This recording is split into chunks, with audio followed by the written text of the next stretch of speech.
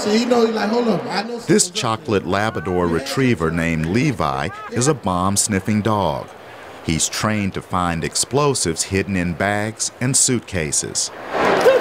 Look at him. Levi is one of the dogs that make up Amtrak's 48 canine units.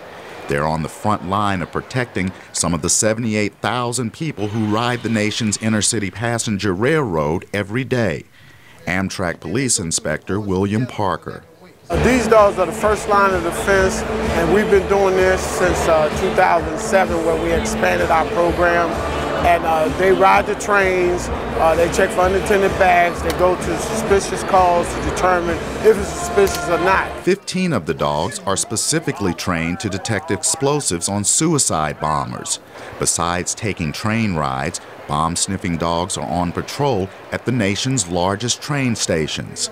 Parker says the canine units are making a difference. Well, a bomb dog, if he do 150 searches a month and nothing blows up, that means he did a good job. Bomb-sniffing dogs are also used to protect commuter rail systems in major cities.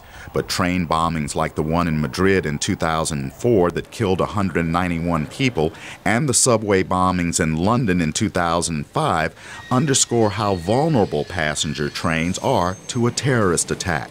Richard Maloney is a spokesman for Philadelphia's transit system.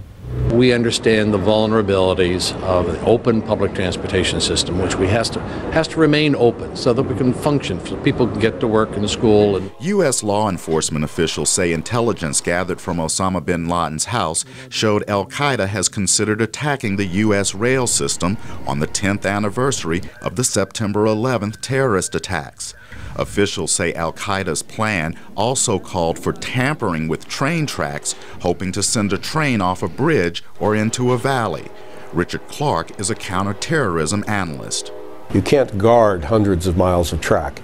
And if they can get to one location that's not well guarded and put explosives on it or do something to cause the train to derail, that's a lot easier than going after an aircraft. Kevin Lynch, a former freight rail police chief, agrees. He says a terrorist attack on the U.S. rail network could disrupt commerce across the country.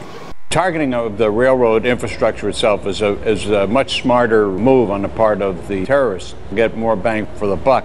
Law enforcement officials are promising heightened vigilance in order to thwart any attempt by al-Qaida to attack the nation's railroads or commuter trains.